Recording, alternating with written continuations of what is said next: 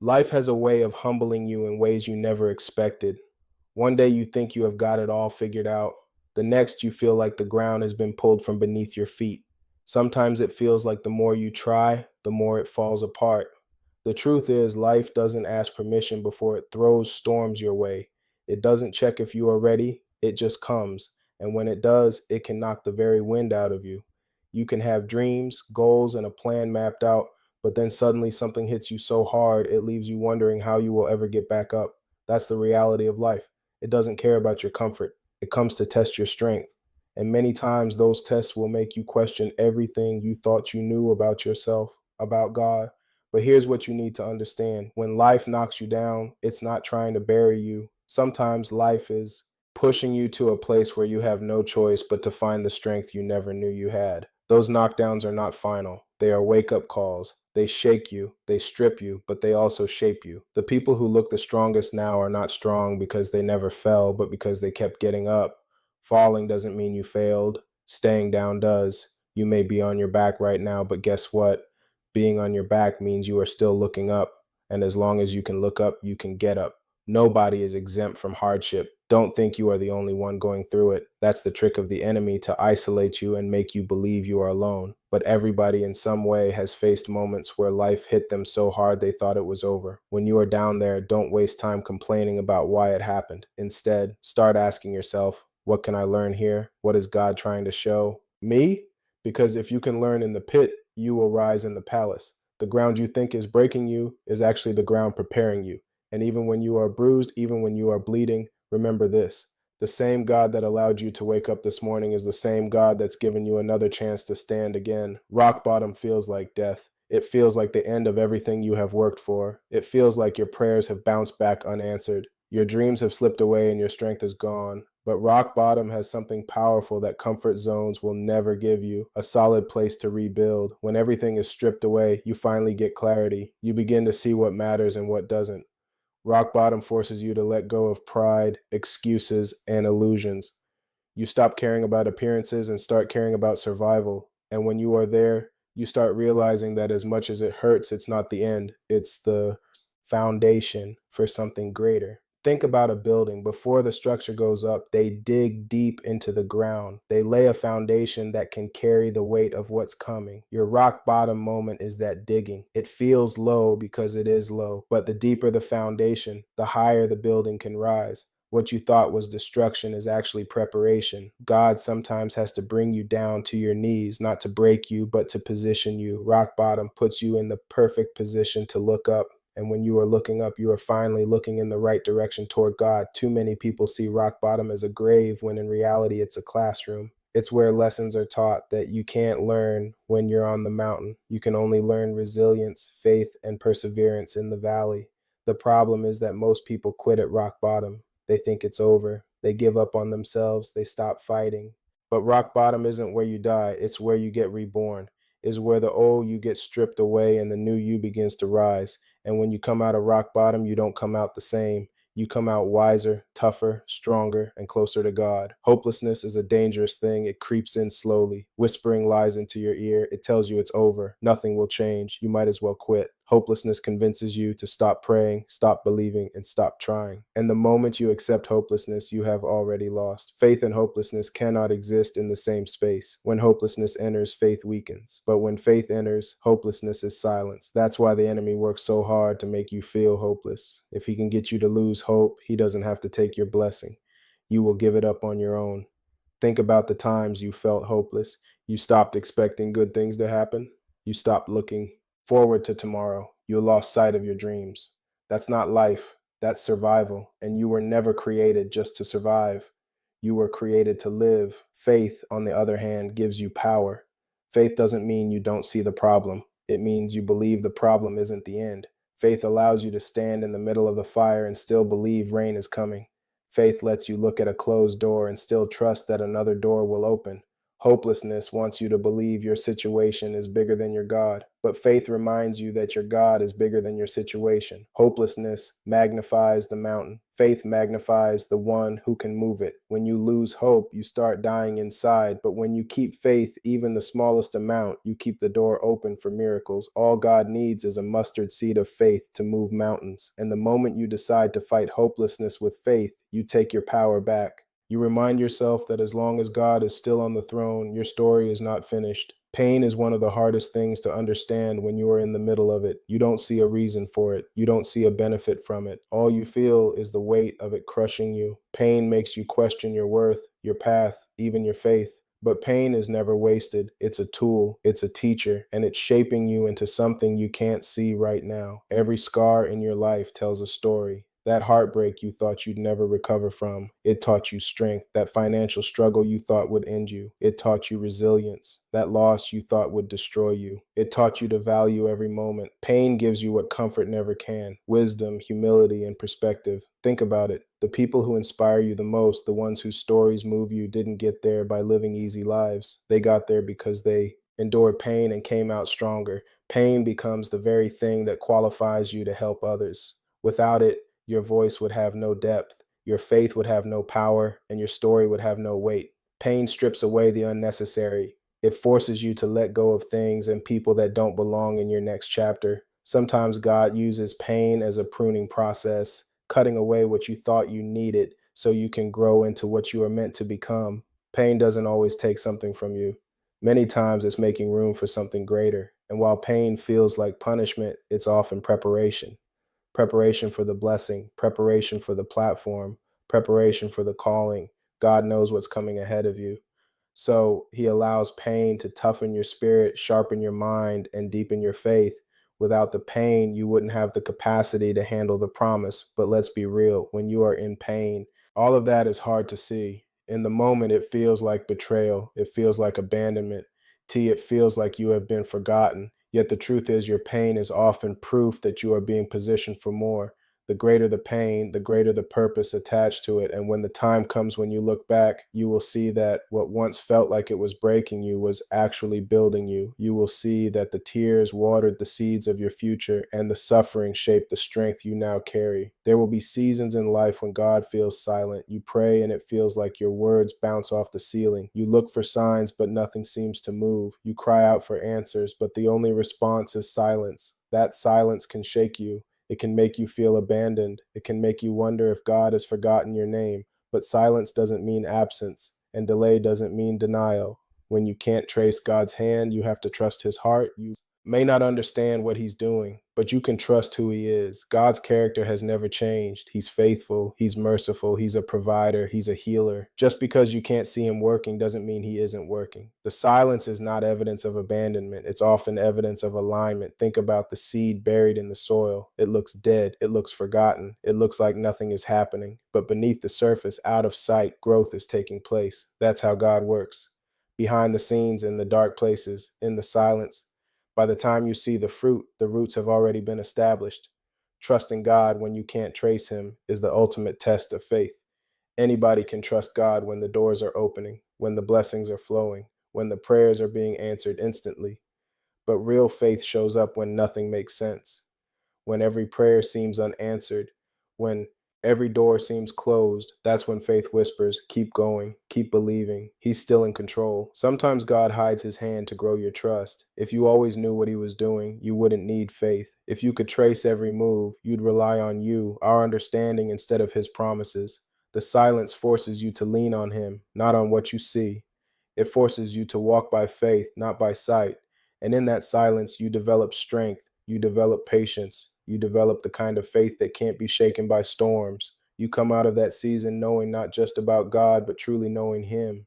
You realize he was there the whole time, even when you couldn't trace him, even when you couldn't feel him, even when you thought he had turned away. And when he finally reveals what he's been doing all along, you will see why he went silent. You will see that he was protecting you from something you didn't see. preparing you for something you weren't ready for, or aligning things you couldn't imagine. One of the hardest things in life is waiting. You have prayed, you have believed, you have worked, and yet nothing seems to change. You see other people moving forward, doors opening for them, blessings falling into their laps while you are still stuck in the same place. It makes you question if God even heard you. It makes you wonder if he said no.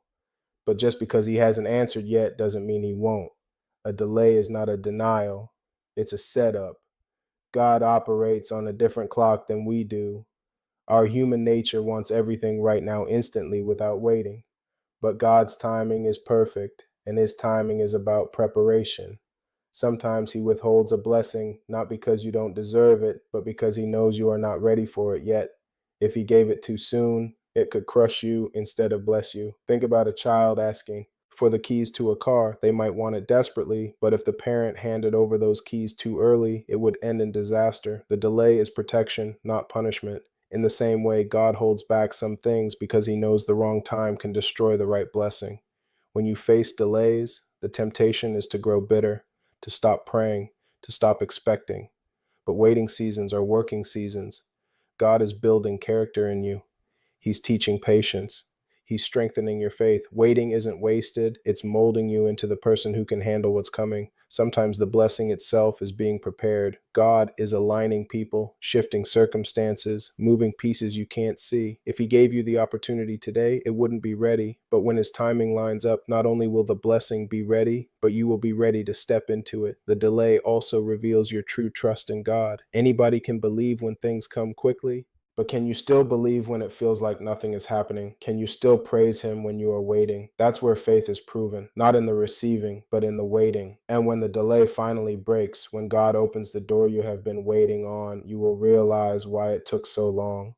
The timing will make sense, the waiting will make sense, and you will see that the delay wasn't denial at all. It was God setting you up for something greater than you asked for. We've all had moments when we felt too weak to keep going. Moments when the weight of life pressed so heavily on our shoulders that even taking the next breath felt like a battle. In those moments, it's easy to feel useless, powerless, and defeated, but it's exactly in those moments that God shows up in ways you could never imagine. He doesn't wait until you are strong. He steps in when you are weak. Weakness has a way of humbling you. It strips away the illusion that you can do everything on your own. It shows you your limits, your flaws, and your humanity. And while that feels like defeat, it's really the doorway to God's strength, because until you come to the end of yourself, you will never truly see the beauty of him. Think about the times when you had nothing left, no energy, no answers, no plan, no hope, yet somehow you made it through. That wasn't your strength carrying you. That was God's. He gives power to the faint. He renews those who have no might, and he lifts the ones who are too tired to lift themselves. Your weakness becomes his canvas to paint his strength. The world tells you to hide your weakness, to cover it up, to pretend you have got it all together. But God says, bring me your weakness. Let me show you what I can do with it. He takes the broken pieces and turns them into testimonies. He takes the fragile and makes it powerful. He takes what you thought disqualified you and uses it to glorify him. When you admit you are weak, you give God room to be strong.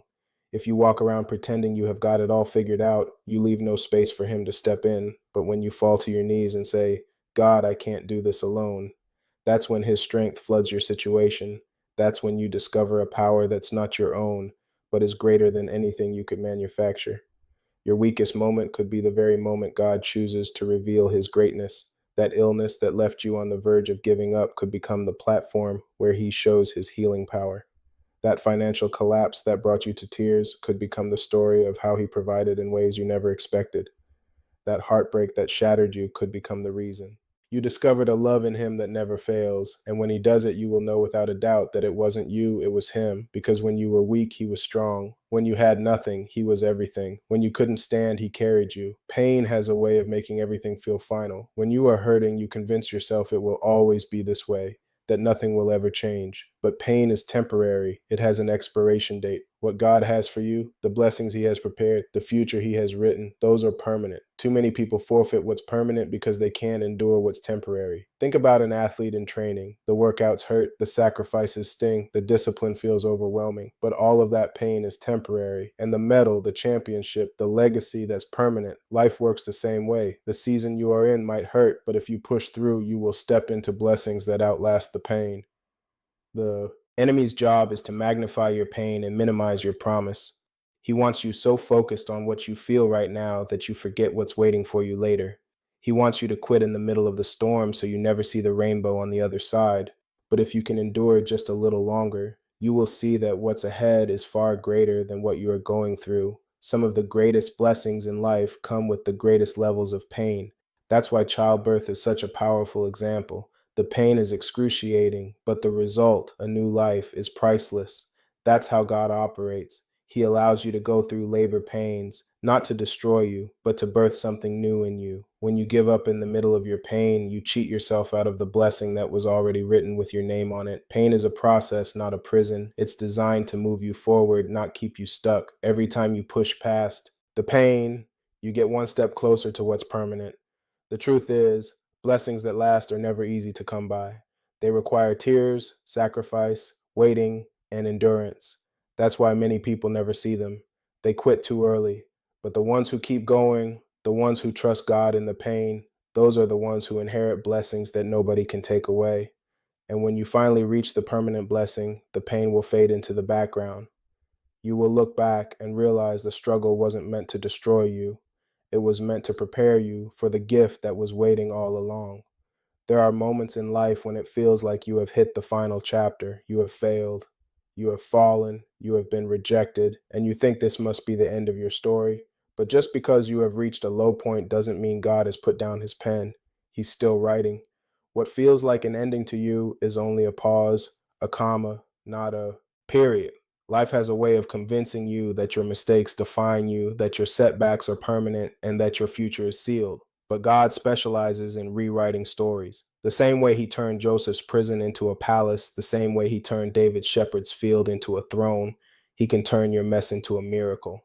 Your story is still in progress. Don't let what people say about you convince you that it's finished. People will try to write you off because of your past, your failures, or your struggles, but people don't hold the pen. God does. As long as he's the author, he can flip the page at any moment and introduce a new chapter that nobody saw coming. Sometimes the hardest part is that you can't see what's next. You are stuck in a chapter that feels unbearable and you assume the rest of the book will read the same way. But that's the trap of despair. It makes you believe today defines forever. What you are going through now is just a chapter, not the whole story. Look back at your own life. There were times you thought you'd never get out, never recover, never rise again, and yet you did. That's proof that the story kept moving. If God be brought you through those chapters, what makes you think he's done now? He didn't carry you this far to abandon the pen. Your story isn't over because you woke up today. The fact that you have breath in your lungs means God is still writing, still planning, still preparing. Every sunrise is evidence that he's not finished with you yet. What looks like failure to you could be the very setup for your comeback chapter. And one day, the very chapters you are ashamed of will become the ones that inspire others. The pages filled with tears will be the same ones that show God's grace. Your story is still unfolding and it has power far beyond what you can see right now. Miracles don't happen in comfort zones. They are birthed in the middle of storms, struggles, and situations that feel completely hopeless. If everything in your life were smooth, if every door opened easily, if every plan worked out perfectly, you wouldn't need a miracle. The very thing you are calling a disaster is the soil God uses to plant something extraordinary. What feels impossible to you is just the stage being set for God to reveal his power. Think about it. When the Israelites were trapped at the Red Sea with Pharaoh's army closing in, that wasn't just a challenge. It was an impossible situation. No boats, no bridges, no escape. But that's where God stepped in and parted the waters. The miracle wasn't necessary until the situation was impossible. The same God who split the sea back then is the same God who can split the obstacles in your life today. Sometimes we pray for miracles but complain about the problems. What we don't realize is that the problem is what gives birth to the miracle. If there's no giant, no David is stepping up with a sling. If there's no furnace, there's no story of three men walking unharmed in the fire. If there's no storm, there's no testimony of Jesus calming the waves. The impossible sets the stage for the miraculous. The truth is, most of us run from impossible situations. We panic. We street. It says we try to control what we can't control. But impossible situations are actually invitations for God to show you that he can do what no one else can. If it were possible for you to fix it, you'd give yourself the credit. But when it's beyond your ability, That's when the miracle shines with God's fingerprints all over it. You may be standing in front of something right now that feels unmovable. It could be a financial mountain, a broken relationship, a health battle, or a dream that seems unreachable. And you are asking, how can this ever change? The answer is, it can't, not by human effort. But that's the point. God wants you to step back and trust Him to do what only He can do.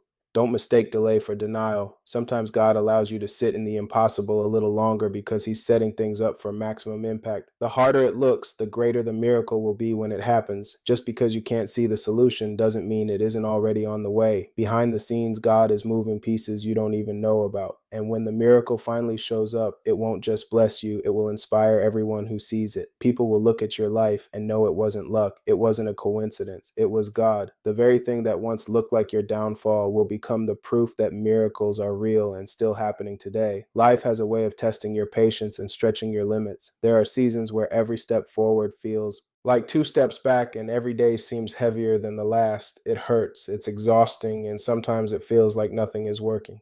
But the process is exactly what shapes you into the person God wants you to become.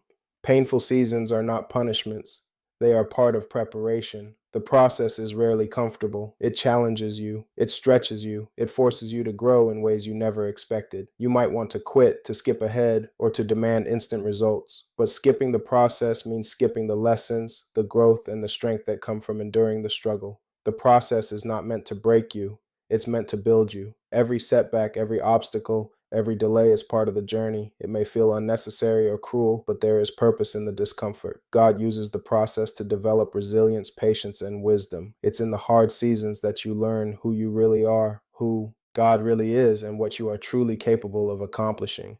Trusting the process also means letting go of control. You want to see results now, but God's timing is perfect. Sometimes what feels like stagnation is actually alignment, preparation, or protection. If you push too hard or try to force the outcome, you may miss the full blessing that the process is meant to bring. Think about a seed buried in the ground. To your eyes, it looks lifeless, unproductive, and forgotten. But under the soil, roots are growing, preparing the plant for a strong and fruitful life. That's the process. Painful, invisible, but necessary for a full harvest. You may not see it now, but the growth is happening. The process is also about character. What comes easily doesn't build the depth of faith, endurance, or courage that life requires. Painful seasons produce perseverance, and perseverance produces strength, and strength prepares you to handle greater responsibility and bigger blessings than you could imagine. And when the process finally yields results, you will realize why it hurt. You will understand why patience was required, why endurance was tested, and why God refused to skip a single step. You will see that the struggle wasn't meant to defeat you. It was meant to make you ready to embrace your destiny fully. Life has a way of taking things from us, and it always hurts. Relationships end, jobs are lost, dreams seem to fade, and it feels like the world is conspiring against you. At first, it's easy to feel abandoned, rejected, or punished, but what God removes is never a mistake. It's always a setup for something better. He doesn't take away to hurt you. He removes to replace. Sometimes what God removes is not meant for your future. No matter how comfortable or familiar it feels, He sees the bigger picture, the path you cannot see yet. That friend who betrayed you, that job that didn't value you, that opportunity that slipped through your hands, they may seem like losses, but they are openings for His divine replacement. The pain of removal is necessary. It forces you to let go of things that are holding you back. It forces you to trust Him more than your own understanding. And while you are grieving, God is already preparing the replacement. He's aligning circumstances, people, and opportunities to bring something far greater than what you had before. It's easy to look at removal and see emptiness, but what looks empty to your eyes is often a space God has cleared for abundance. God never replaces with less. He always replaces with more, with better, with something designed to elevate your life. The things He removes may have been familiar, but the things He replaces them with are extraordinary. Faith is required during removal. It's easy to panic, to despair, and to try to hold on to what's being taken. But holding on to the wrong things only delays the arrival of what's meant for you. Trust the process, trust His timing, and believe that He is never late. His replacements are worth the wait, and they are perfectly designed for your life. Think about it like pruning a tree. God cuts away what is